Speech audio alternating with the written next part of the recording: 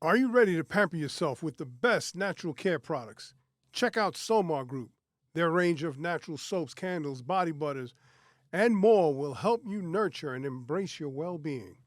Plus, for a limited time, get 10% off your purchase with code TheDJWorld. Shop now at somargroup.com and start feeling like the best version of yourself. Event Pros is a proud sponsor of the DJ's World. Event Pros is a full-service planning and production company. We can help you out with your event from the very beginning of the planning process all the way through to the day of coordination and production. Event Pros offers DJs, photo booths, lighting. We also offer sound, staging, and lights for corporate events and concerts. We offer decor options. Follow us online for more information. Our website is eventprosny.com. Otherwise, find us on Facebook, Instagram, TikTok at eventprosny. Yes. It's your boy DJ Rooster right here on the DJ World. Everyone good? Everyone here? I want to introduce you to our guest today. We got DJ Twist. What's up? How y'all doing? And we got DJ Toxic. What's up? Twist, just come up a little bit on the mic. Got you. There we go. So each and every time I have the DJs on, I usually do a one-on-one interview. But with time, the way everything's been today, I figure I get both of you guys at the same time. Let's do this. No problem. It works. Right? Yeah, it works. Of course. So, first question. I'll go with Twist. You were the first guest today. How long you been a DJ? I've been doing this since like the early 80s. All right, what was your influences and everything at that time? Wasn't much. Cool Herc, Master Flash, Run DMC. Wasn't a lot of people out there. It's changed now, but I'm still here. We still doing it. Yeah.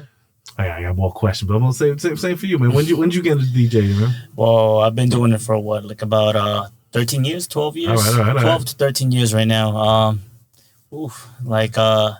My people that I've looked up to was probably Fun Flex and stuff like that. I had a couple friend of mine.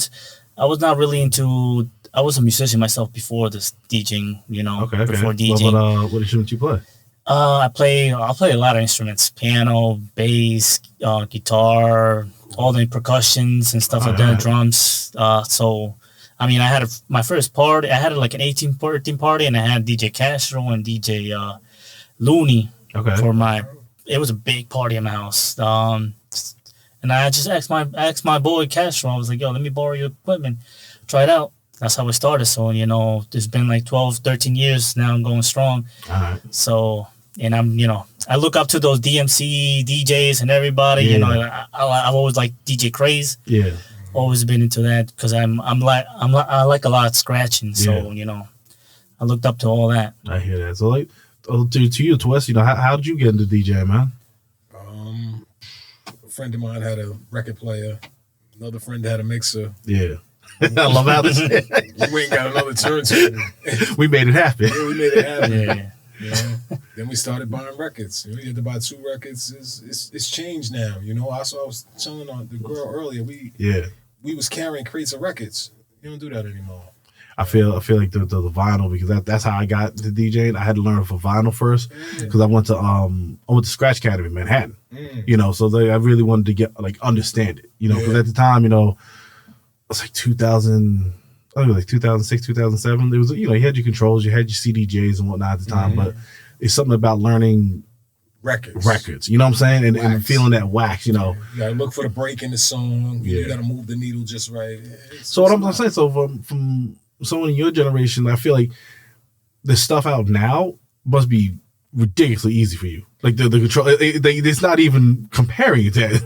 You almost don't have to scratch anymore. You push a button to get a scratch. Right? Yeah, come on, man. There's nothing to that anymore. But you like the what is it, the needles? The needles. I think it's called the phases, right? Yeah. Mm-hmm. I have a set. They work really good. You like them better than regular needles? Do you mean the wireless ones? Yeah, I think they're called phase, right? Yeah, they call phase. I have a set. I like them because what happens now, you don't have to move the needle. So when the record would run out, you got to move the needle back. Yeah. You don't have to do that anymore. You turn your turntables into controllers.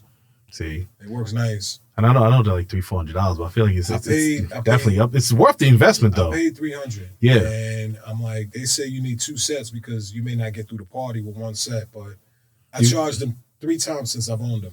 I was saying you just charge them every time, right? Yeah, nah, just once, and you get a substantial amount of time out of it. That's what's up, man. Yeah. That's what's up. Yeah. So, the Toxic, man. What was your first DJ set, man? My first DJ set. I think I had a wedding all the way in the city. Well, no. That's a gig. Oh, I'm talking about like the first time you walked to a guitar set, or I like DJ now. My set. Okay. In my generation, abracadabra. I'm just saying. I mean, I started like literally in the beginning. I come a long way. Yeah. So when I asked my boy DJ Castro, I was like, "Yo, can I borrow your mixer?" So he was lending me the mixer, and I was just kept practicing. Do you remember the type of mixer? It was he had the NS7. Ooh, see? The NS7, but it was on Itch. It was not on Scratch Live. It was on Itch first. Yeah, because they had the Serato Itch. Yeah. That's when it first came out. Yeah. And then after that, I ended up buying my Serato box of Scratch Live. Which one? And the 2, 3? Because around that time, the 2 and 3 were out. Because the 1 was way before that, right? If I'm right? Yeah, I'm pretty sure it was a 2. Okay. And then the SL2, if anyone doesn't know. Yeah, SL2. Yeah. And it's been a long time. But ended up getting a mixer. I actually don't remember what mixer it was. But any mixer would go as long as you connect the Serato box, and the Scratch Live box. Honestly, that's what I liked about it. And I think at the NAMM show, they just, I want to say Newmark or it might have been Pioneer. They came out with something similar to that. I'm pretty sure it was Pioneer. Yeah, I was like, oh wow, because it was one of those things where if you brought that box, no matter whose setup you had, you could just go right into it. And I felt like it was. I felt like as far as Serato goes, that was really cool. Yeah. And I liked the way they put it into the mixes. And what am I going to kill to all that? But I think it was good equipment at the time. Yeah, it was. They stopped that now, right? Yeah. So basically, what ended up happening that they put it into the mixers, which actually was smart. You can't down that, but it also makes you buy that mixer. That's right. That's right. And then now it's just. From what I understand, that program only works with certain mixes now. Like I have a Rain 62. Yeah. From my understanding, it's not. I didn't even try it yet, but from what I heard, it's not going to work. Well, if you put that onto it, my Rain 62 mixer with the Serato program, I got to try it. You know this because Serato keeps updating. So like I work with my NX7. I still have my NX7. And I have a computer just for the NX7. Right, I won't update that one either. I can't update it. I legit have a separate laptop.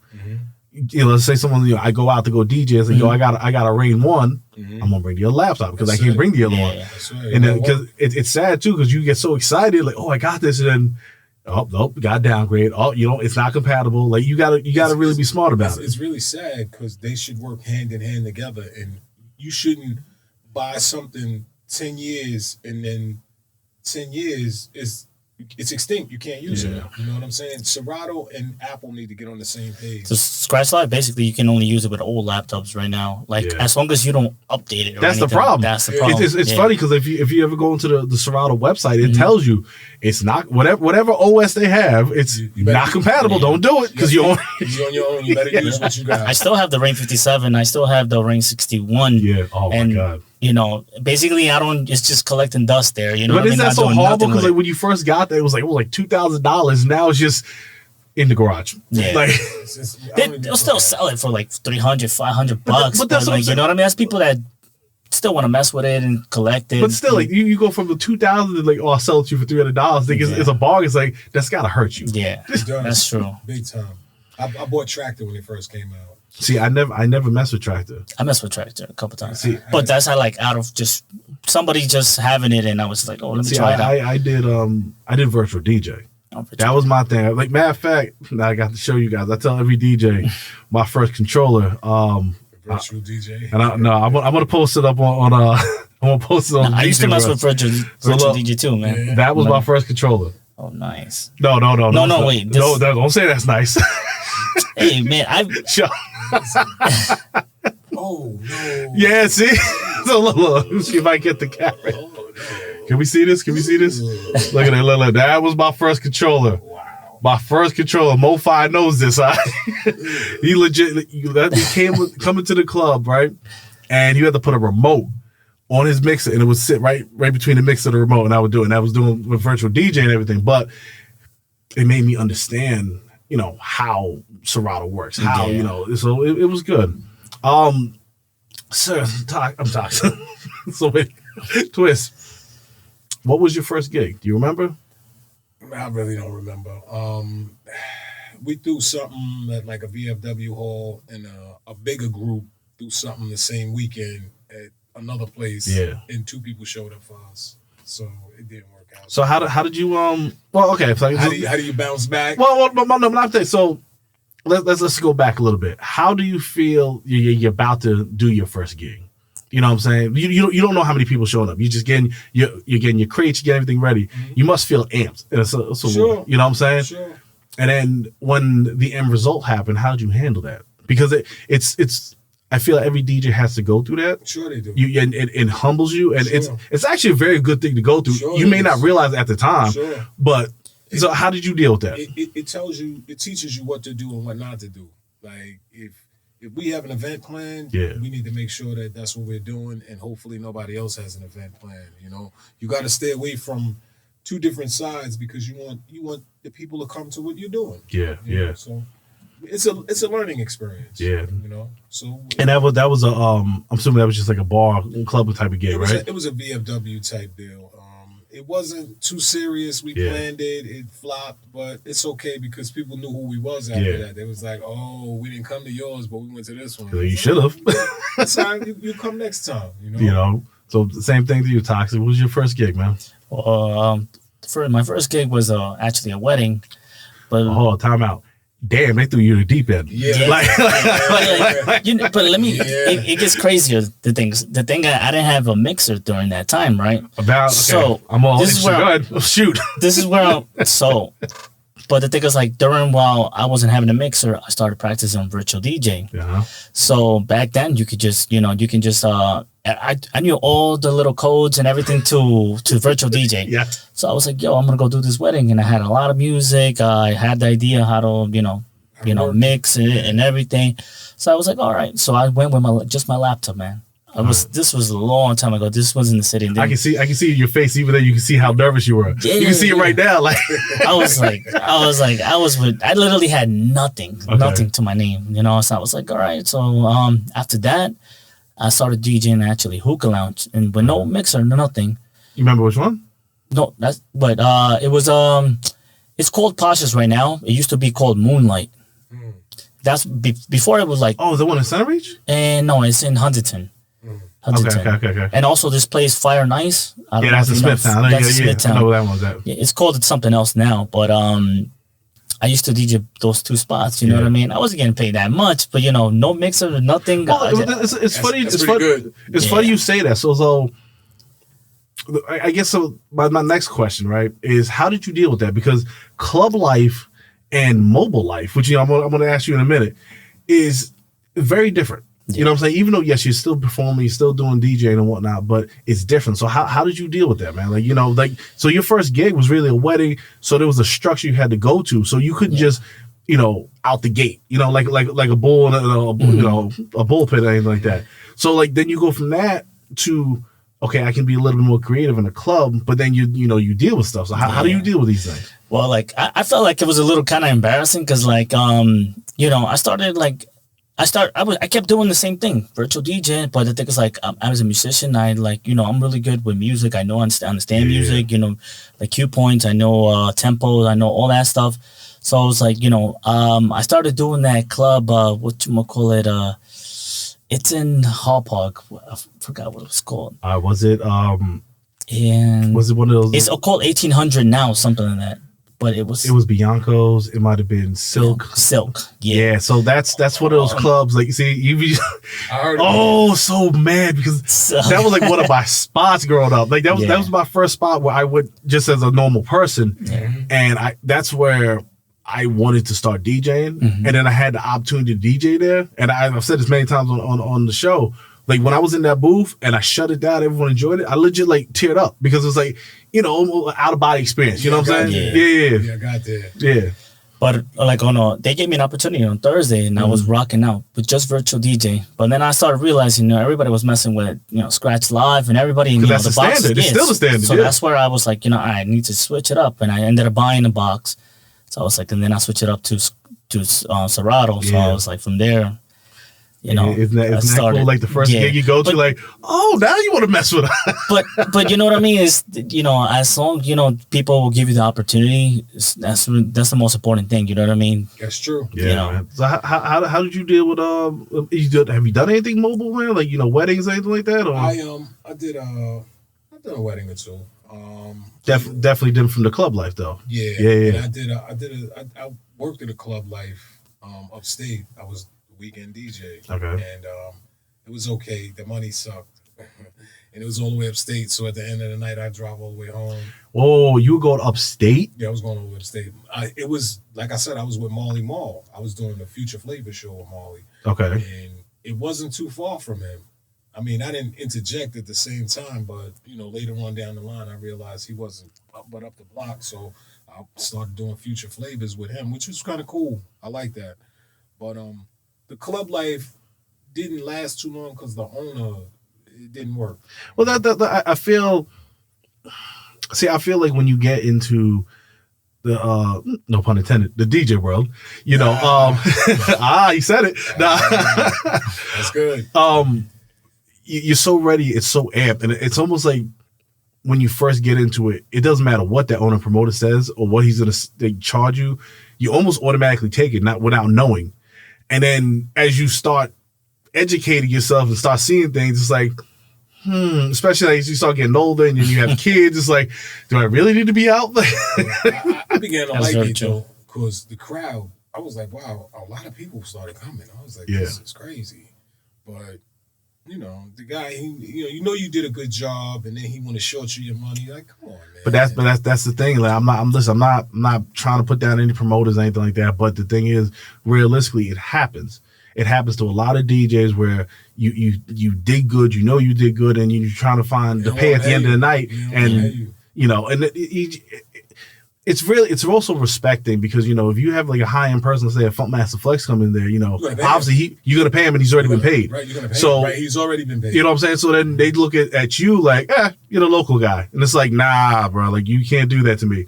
I don't think that's right. I think that we're at the end of the day, we're all having fun, but it also is a business, and be man to man with me, be real. Like that's it. Like if you can't pay me, I'd rather you tell me I can't pay you. You know what I'm saying? Like work something out then. That's what I'm saying. I would I be mad? Yes, but at least you were man enough to talk to me. You know what I'm saying? Right, we'll work it out. But if you're just gonna dip, that's a whole. When I catch you, see, look, you're already getting mad. It's just a conversation. So the both of you, I guess we'll go with Toxic first. What was your best gig ever? My best gig. Like you on that stage, you in that booth, like I did this, like a bucket list, if you will. There's been a couple, honestly. It's been a couple. So what was your first best gig? I guess is the best way to say it. When you was sitting there, like, yo, I'm proud of myself. Yo, they love me. You know what I'm saying? Like, sheesh. I think when during those Silk days were really good days. Which days? The Silk, when I was in Silk, those were really some good days. Yeah, they were. I think those are my best, because I can say that I learned so much. So I gotta say, those are probably my best. You DJ something? No. Bianco's, it was different names or anything like that. No, I was never over there. Yeah, it's one thing that Long Island doesn't have anymore. It's clubs. Like it's a different experience. And honestly, compared to like, because I've been to clubs in the city and whatnot, it's definitely nowhere near it. But for what it was, nice. What about you? What about you, Twist? What was your best gig ever? The Craig Mack thing was nice. Then when you yeah, I was on tour with him. Oh wow. Yeah, I was on tour with Craig. How long? Not long. I did about 5 or 6 shows. All right. And the crowd, we did them in South Carolina. The crowd really came out for him, and they supported him, and it was nice. They made us feel welcome. Nate Dogg was in the building. Okay. They had us. They had the block closed off like we was the president. You know what I mean? Yeah. You gotta go around blocks to get in. But isn't that crazy? Because at the end of the day, no matter what we do in this, we're still that, you know, I hate to say kid, but we're still that kid that, you know, was just, oh, I like music. And then for you're on tour with Craig Mack, and they're shutting down blocks for you. Like, I'm just playing records, son. I was like, and you know what? The crazy thing about it is I met him trying to buy a car. Oh, wow. I met him. I was trying to buy a car. We was going to different car dealers. And the dealer was like, well, what do you do on the side? And I explained to him, you know, I do some music. And he was like, oh, I know somebody need a DJ. And I was like, well, okay, plug me in. He was like, the guy's Craig Mack. I was Craig Mack, flavor in your ear. He was like, yeah, him. I was like, oh. Now, did you take him serious, or you think he was BSing you? He called him on the phone. And okay, so never mind. You just no. I still didn't take it there like that. Like, I spoke to him on the phone, and he gave me the address. And when he gave me the address, it's in Queens. All right. So he gave me the address, and the address was across, like, maybe about 6 blocks from, like, where my family lived. Yeah. So I was like, somebody's playing a game. I still didn't believe it. He had to come to the door. Like, the thing is, like, you want to believe it, but you don't want to sit there and be anyone's fool either. So he had to come to the door and was like, how you doing? I was like, oh, it's Craig Mack. I couldn't believe it. I was like, okay, let me hurry up and get out the car. No, you can go now. I'm good. Yeah, it was a lot. It was cool, though. One of the best experiences I've experienced. They put me on a plane, flew me down, and, you know, and I didn't even fly with them. That was another thing. I had to work, so they was like, listen, we're going to go down. We're going to set the ticket up for you. You meet us down there. Wow, they really accommodated for you. Yes, so now I gotta pry a little bit into this. So, because from what you're telling me, you're going out to buy a car, you know, you get an opportunity, but has this man ever seen you spin, or is he really just taking a chance with you? No, he took a chance with me. Oh, wow. No, he took a chance with me because he's telling the dealer at the car shop, the car place, I just need a DJ. And I'm like, well, that's what I do. And he was like, well, you know what? Take this number. And when we spoke on the phone, you know, it's a long story because the car deal never went through. Well, at that point, you have bigger things. Yes and no. Yes and no. I needed a car bad. Okay. The car deal went through, and it was like, there's nothing we could do. The same person who put me on tried to keep my down payment. It was ugly.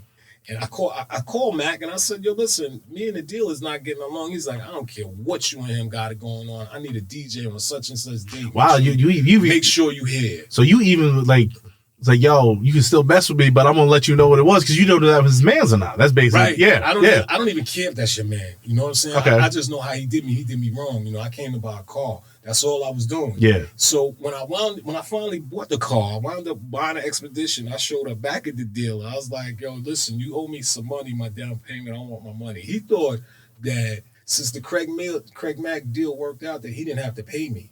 Like, I don't got to pay me the down payment. Nah, give me my money back. You're going to give me my money back. It's going to be a problem. And I pulled up with the new Expedition on the lot. Give me my money, man. I would have burnt that right on his lot. But that's just me. So I don't got to tell you, they're not in business no more.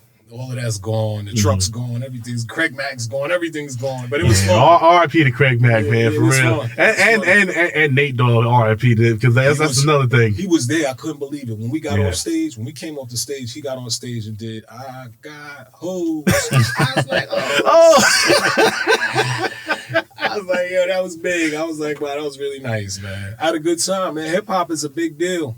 It is, man. I feel like you know, that's really where the roots of DJing. And don't get me wrong, it branched off into different genres. Sure. And whatever genre any DJ's in, you if that's your craft, do your thing. Mm-hmm. But really, hip hop started it, man. And that's why I wanted to learn on vinyl first because you just learn so much, man. You can feel it. Yeah, man. You feel what you're doing. Like so you got the Ray 1 you were telling me before, right? Yeah. So that even with those I always mess this up.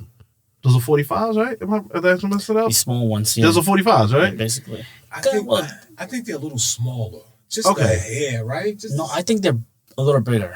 Maybe. I think so. I haven't touched. So hold on, but okay, hear me out now, because the NX7, right? Mm-hmm. Those are 45s, right? Those are 45s. Oh, so they might be a little smaller then. Those are 45s. They might be a little smaller than. No, those are 45s because I've actually put real 45s on there. I don't think you can do that with the Rain, then. No, you can't do that with Rain. No, there's not. No. I think so. Yeah. You have to use what they sell, but you can actually take those NS7 records off and put real 45s on them. See, that's cool. So like my I was gonna bring it, and I was like, but that thing weighs a lot. Is it 2-channel or 4-channel? It's no, the first one was 2-channel. Yeah, the first one was 2-channel. 4-channel. So here's a good debate, and I'm going off now at this point. So the Rain one is that vinyl. Is that vinyl touch? I like it. I feel like you can scratch a little bit better with it. Yeah. When the Rain 4 came out, they went back to jog wheels, and I got infuriated about the whole thing. I didn't see that one yet. Yeah, that's the one. I just know the one with the records. So the Rain 4 that came out, it's the 4 channels, but it's jog wheels now. No, I don't want that. See? I don't want that. So have you messed with jog wheels before? Like, I got a Denon. It's a Denon, I don't know, 400 MC 400. Right. It's got the little wheels, and it's okay. It's cute, whatever. But I'm just in my room. I just put it on my bed with my laptop real quick, mixing something up. But that's it. Yeah, what about you, Tasha? I messed with Denon 3700s. No, 3700. No, but 3700 is vinyl. Vinyls, Those are still vinyl. But like vinyl. The 37 and 39. So you're talking about like jog wheels like basically the SR2? What kind of? Well, no, like this is gonna make me show my age, but the first it must have been Denon. I remember the ones that was the CDs. It was the first one. It was all gray. CDJ. So that's a jog wheel. Okay. All right. Yeah. I've definitely messed with all. I like them.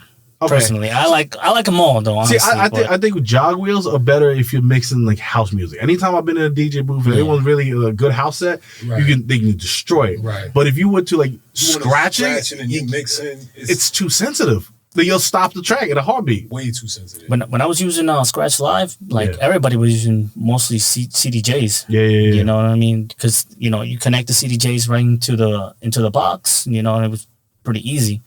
I think I like them all. I like the vinyls. I like all the CDJs. I like all of them. See, I think it's good for every DJ to be versatile and everything, because the last thing you want to do is.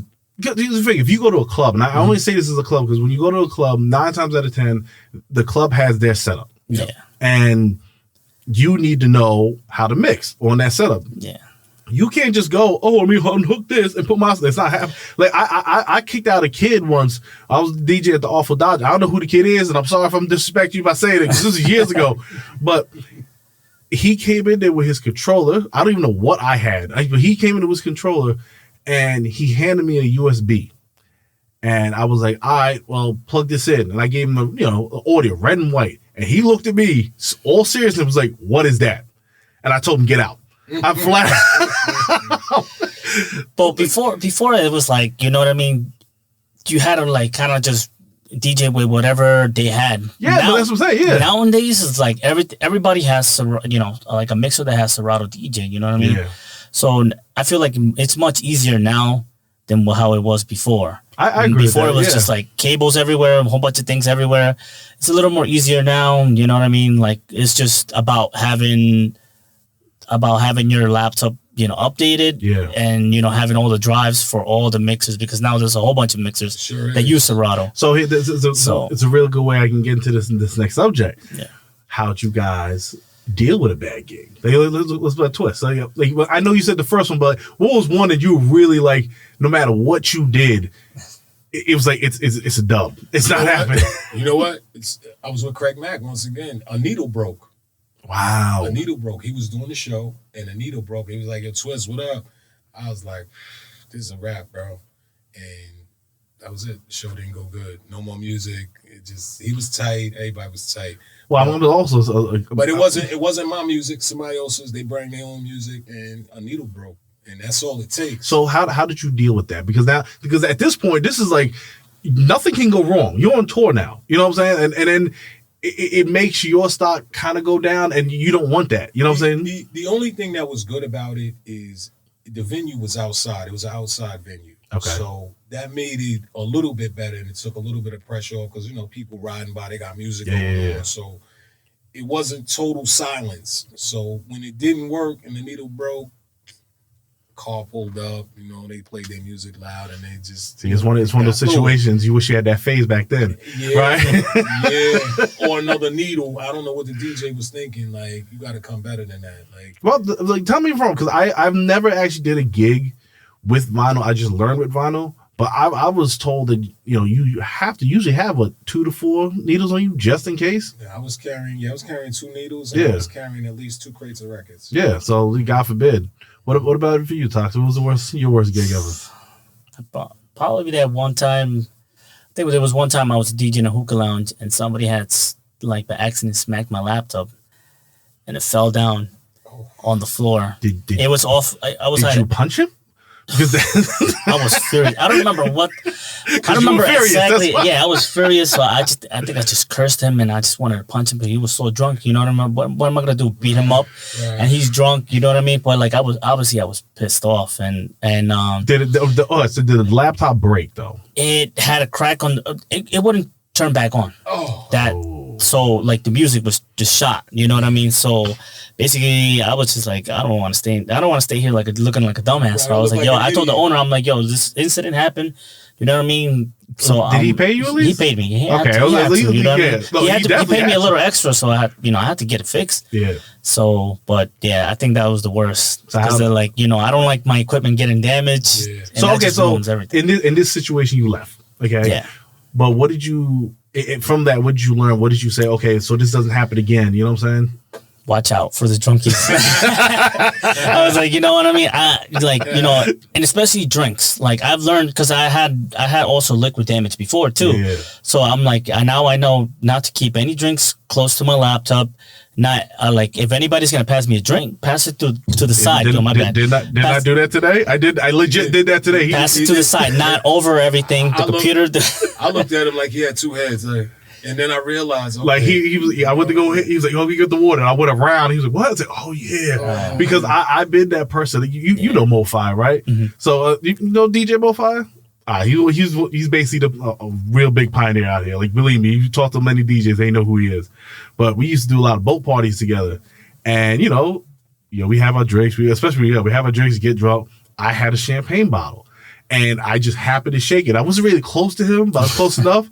And champagne squirted out a little bit hit his turntables. He looked at me, was like, "If you don't get away," I'm like, my bad. But it's but you're right. You have to learn from that. You got to remember, people put so much money into this. This is not a hobby. This is a lifestyle. And don't do that to somebody. I think the soda spilled on my mixer once.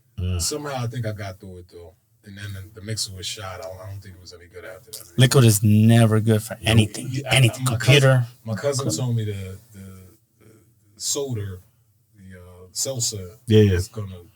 Yeah, I can believe the combination. Yeah, corrode everything. It's never gonna work. So I know we only did a little bit here, but I do have 2 more questions for you guys. All right. I'm gonna go with Twist real quick, man, because you've been in the game for a minute and everything like that, right? But I feel no matter how old you get in this game, how long you've been in this game, you always have another goal, a future goal. What are yours? What place would you like? Would you like to play at the Super Bowl? Would you want to do an NBA Finals? A WrestleMania? A World Cup? Like you want to do anything like that? You want to, some festival, whatever. I think to be honest, I see. I'd like to own a club, and if I'm the DJ for a little while, I'm one of the DJs, so be it. But that's something that I saw with it. And since I don't really do got club money for that right now, I've been doing some other hobbies, you know what I'm saying? Put the music to the side for a second. But to be honest, that's what I see. I want a big venue, and every week people gonna come to this venue to enjoy some music. And I'm not just talking like hip hop. I mean, I want a R&B night. Yeah. You know what I'm saying? I want a throwback Thursday. You know what I mean? I want a whole variety of. Yeah, because at that point it's a business. You don't want to pigeonhole yourself to just one clientele. You want many clientele. So I understand that. There you go. And I don't want like the violence. I don't want you to come on Friday and shoot the spot up and now. That you know how much that angers me, just because one, personal people's safety and everything like that. Sure. But I don't think people ruin it. You ruin it, and you get beat up or bloodied or whatever the BS may be.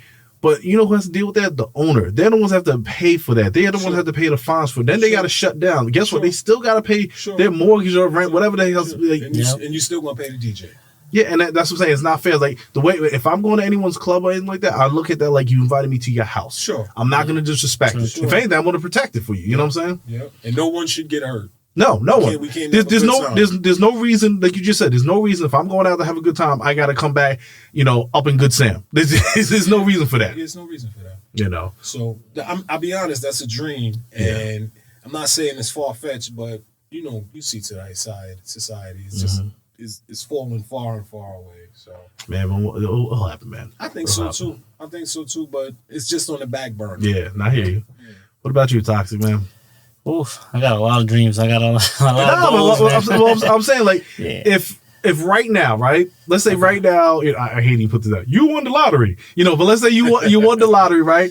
And you wanted to do some DJing. What would be out of all your dreams? What was the first one? Like, I'm gonna put this first mill on this. With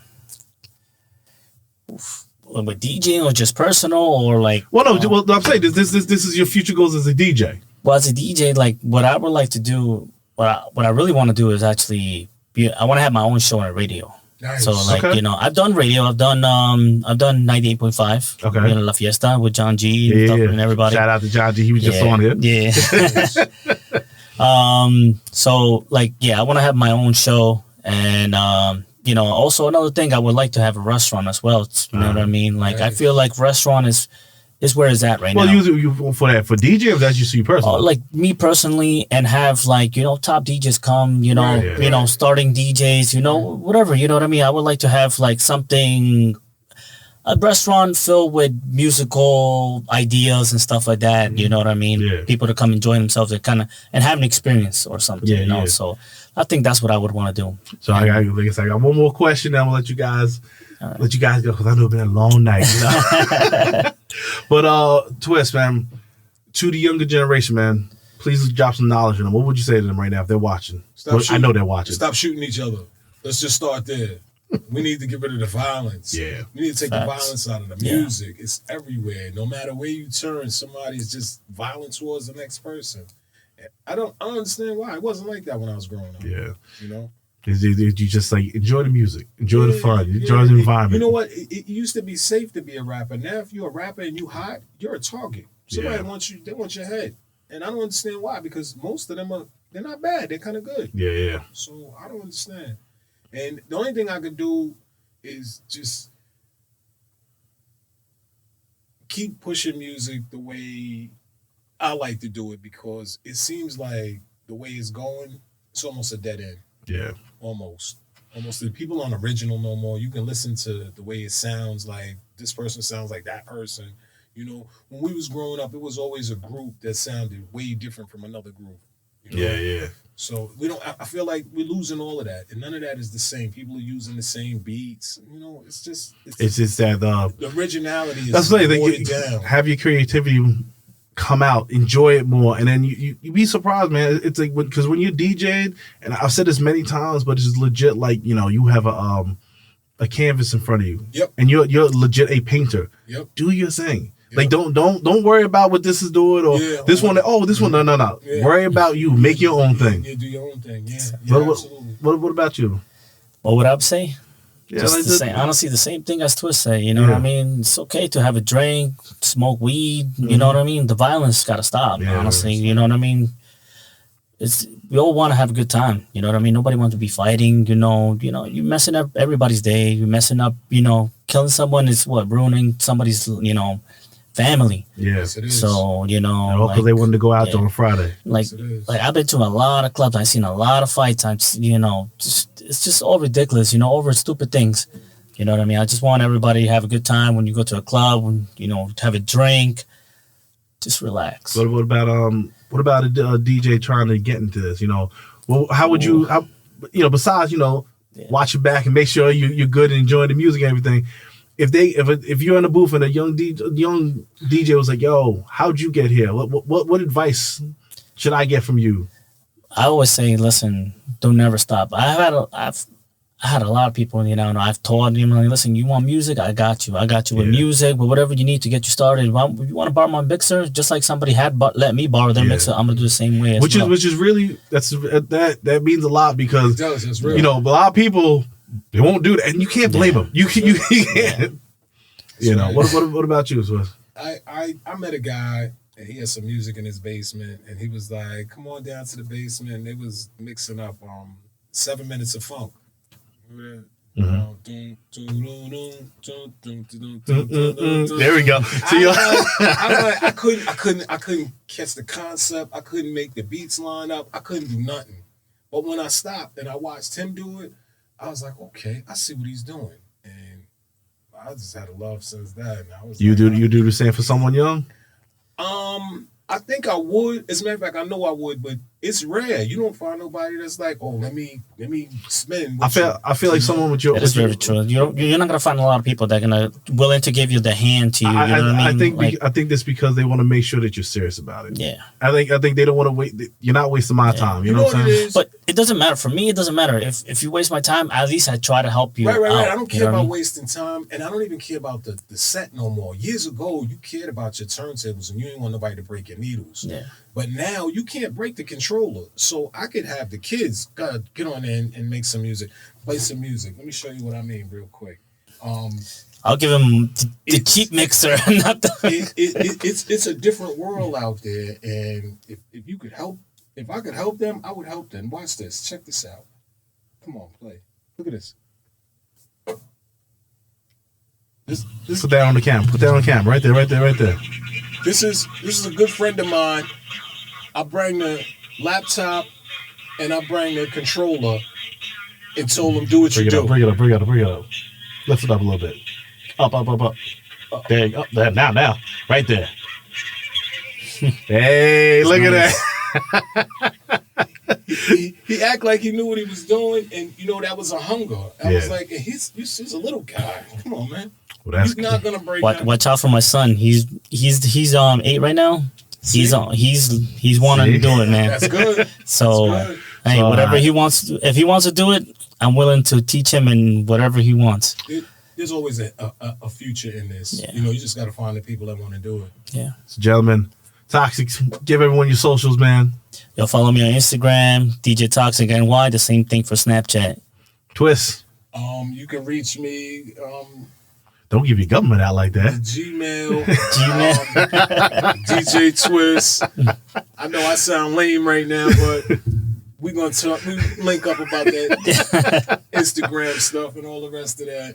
But I just want to say, and I truly mean this to say at the end of every show, I created this show for the DJ community for just this. You know what I'm saying? Reason. Because at the end of the day, I don't think Toxic and Twist might have met. You know what I'm saying? And now, look, the similarities, you can learn something for it. Yeah. We need to get to this again. I think all DJs of all genres just come together. Let's enjoy it. Let's learn from each other. You know what I'm saying?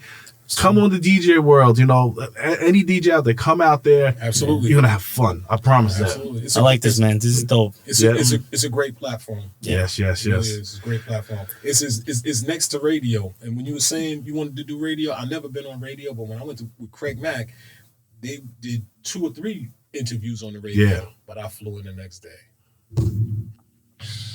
Well, you got a home now, man. I love it. Thank you. I love it. All right, ladies and gentlemen, thank you so much. We're going to be back here in 2 more weeks.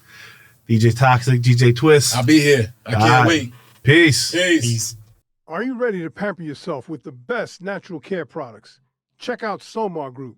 Their range of natural soaps, candles, body butters, and more will help you nurture and embrace your well-being. Plus, for a limited time, get 10% off your purchase with code TheDJWorld. Shop now at somargroup.com and start feeling like the best version of yourself. Event Pros is a proud sponsor of the DJ's World. Event Pros is a full-service planning and production company. We can help you out with your event from the very beginning of the planning process all the way through to the day of coordination and production. Event Pros offers DJs, photo booths, lighting. We also offer sound, staging, and lights for corporate events and concerts. We offer decor options. Follow us online for more information. Our website is eventprosny.com. Otherwise, find us on Facebook, Instagram, TikTok at EventProsNY.